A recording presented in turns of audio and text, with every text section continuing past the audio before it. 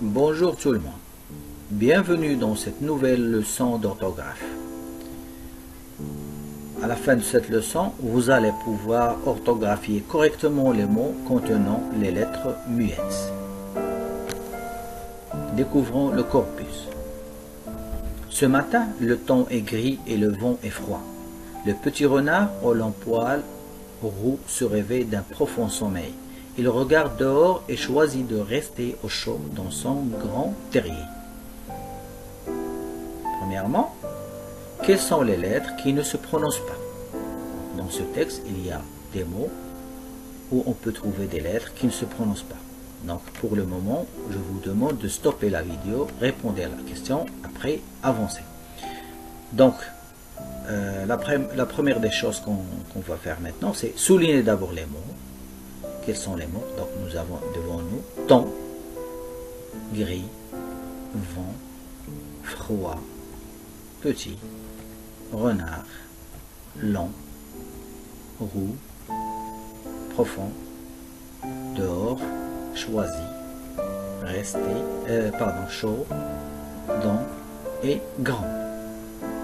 Donc dans ces mots, nous allons maintenant déterminer quelles sont les lettres qui ne se prononcent pas. Donc on commence par le mot temps, c'est PS, c'est les lettres écrites maintenant en bleu, gris c'est S en bleu, vent c'est T, hein, et froid D, après c'est petit T, renard D, long G, roux la lettre X, profond la lettre D, dehors la lettre S et la lettre H,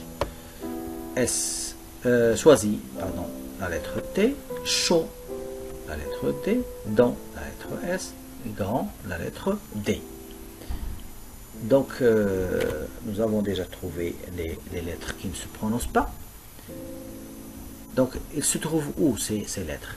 Dans quelle partie du mot? Donc nous avons remarqué ici que la plupart des lettres qui ne se prononcent pas, c'est à la fin des mots.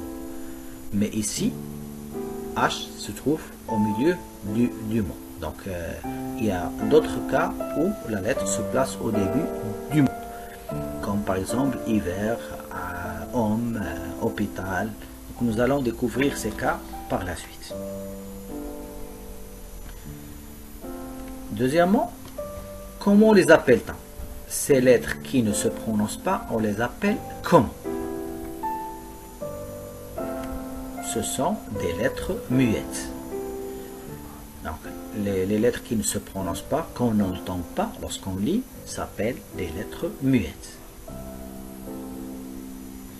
Quelle est la nature des mots concernés? Donc, nous allons déterminer la nature de ces mots-là. Hein. Par exemple, ici, le mot temps, c'est un nom commun. Gris. Gris, quelle est la nature de ce mot-là? C'est un adjectif. Vent, le vent, c'est un nom commun aussi. Froid, aussi, c'est un adjectif. Petit, adjectif. Renard, le renard, nom commun. Long, adjectif. Roux, adjectif. Profond, adjectif. Dehors, c'est un adverbe. Lorsqu'on dit adverbe, ça veut dire qu'il ne change pas, il est invariable. Choisi, c'est un verbe. Au chaud, ici chaud c'est un nom, et il y a d'autres cas il peut être considéré comme adjectif. Donc ici, mais ici dans ce cas, au chaud c'est un nom. Dans, c'est une préposition adjectif. Donc la nature du mot qu'on a découvert, je rappelle, il y a les noms communs, il y a les adjectifs, l'adverbe, le verbe et les prépositions. Donc, quelle est la nature des mots concernés?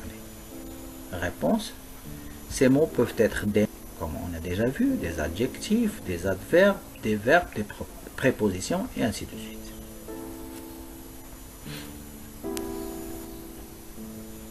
Je retiens. Qu'est-ce qu'on a retenu?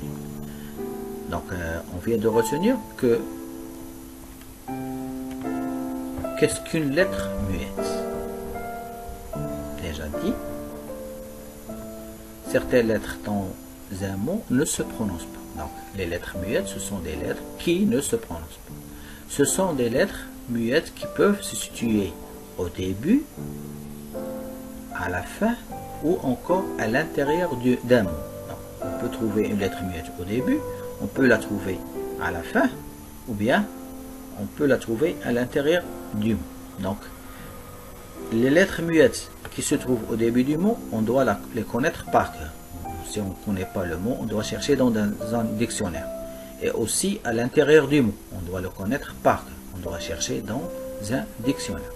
Mais à la fin du mot, il y a des règles qu'on peut appliquer pour trouver l'orthographe du mot, orthographier les mots correctement.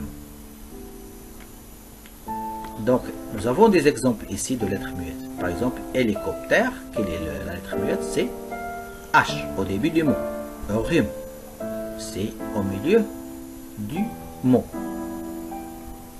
Ici, cacahuète, aussi c'est à l'intérieur du mot.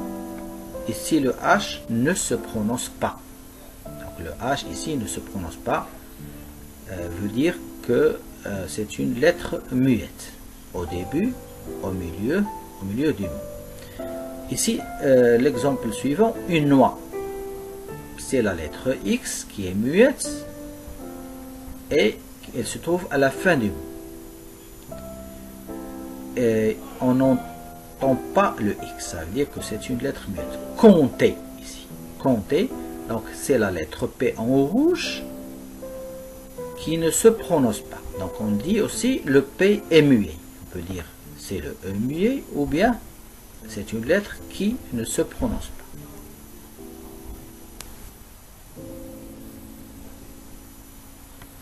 Comment deviner une lettre muette à la fin d'un mot? Ça veut dire comment peut-on savoir comment s'écrit le mot? Quelle est la lettre qui termine ce mot?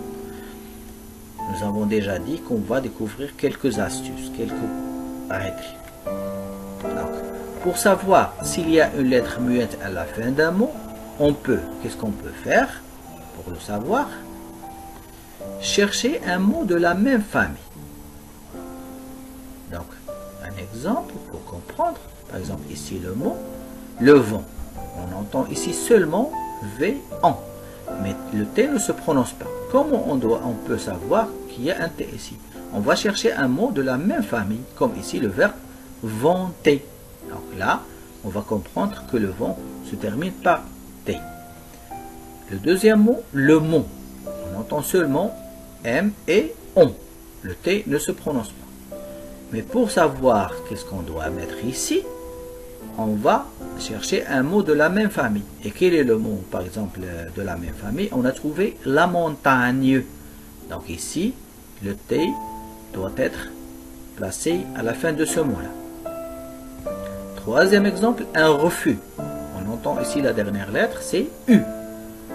Donc le S, comme on doit savoir qu'il y a S ici, on doit chercher un autre mot de la même famille que un refus.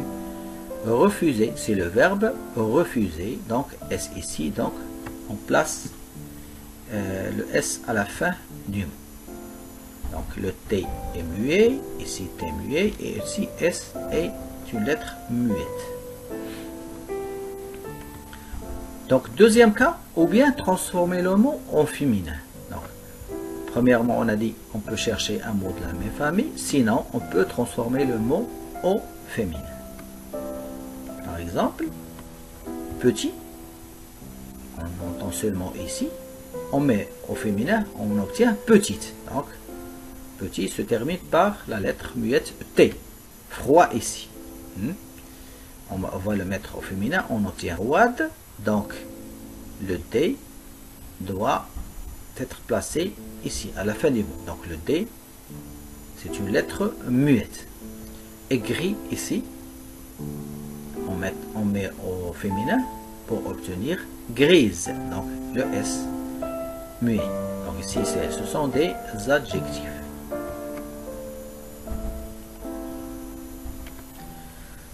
Pour les autres mots, donc ça, c'est pas toujours, on peut pas toujours appliquer ça, mais pour les autres mots, il faut chercher dans le dictionnaire si on ne sait pas les orthographies.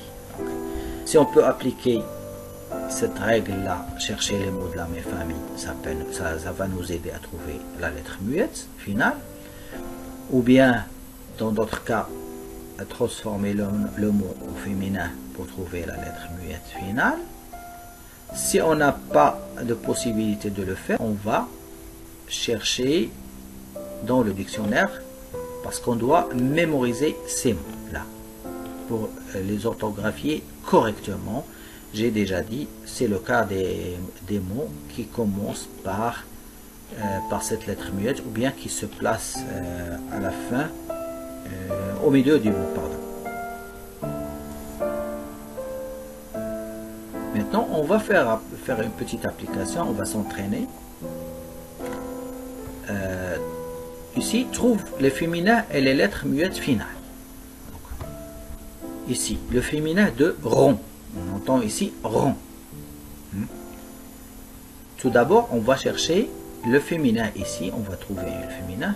Le féminin de rond, c'est le mot ronde. Donc, automatiquement, on a découvert ici le D. Donc, on va placer le D ici devant rond. C'est un adjectif. Deuxième cas, le féminin de blanc. Cherchons le féminin, c'est blanche. Donc, on voit ici le C, donc on va le placer ici comme lettre muette. Blanc avec C à la fin. Le féminin de grand. Cherchons le féminin, c'est grande. Remarquez ici le D, donc on doit placer le D, la lettre muette D ici, à la fin du mot grand. Le féminin de droit. Cherchons le féminin. Droite. Remarquons ici le T, donc on va l'écrire à la fin du mot. Et c'est T, la lettre muette. Le féminin de client. Cliente. Et aussi, il y a la lettre T à la fin du mot. Deuxième cas. Trouve un mot de la même famille et lettre muette finale.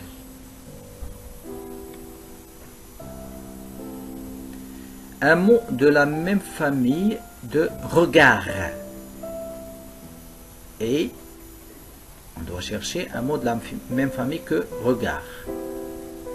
C'est le verbe regarder. Donc la lettre muette, vous avez remarqué que c'est la lettre D. Regard avec D à la fin. Un mot de la même famille de abricot. Donc, mot de la même famille. Abricotier. C'est un fruit. Et ça, c'est l'arbre qui donne des abricots. Donc, quelle est la lettre muette? Vous avez remarqué ici, c'est T. Voilà. Un mot de la même famille de champ. Ici, c'est chanter. Donc, la lettre muette qu'on doit placer, c'est T. Un mot de la même famille de tapis. Ici, tapisserie. Donc, la lettre muette, c'est S. Un mot de la même famille de goût.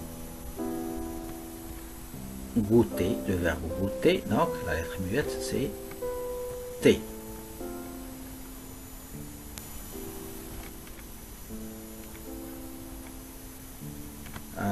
Il ne me reste qu'à vous dire bravo et merci d'avoir suivi cette leçon et à très bientôt.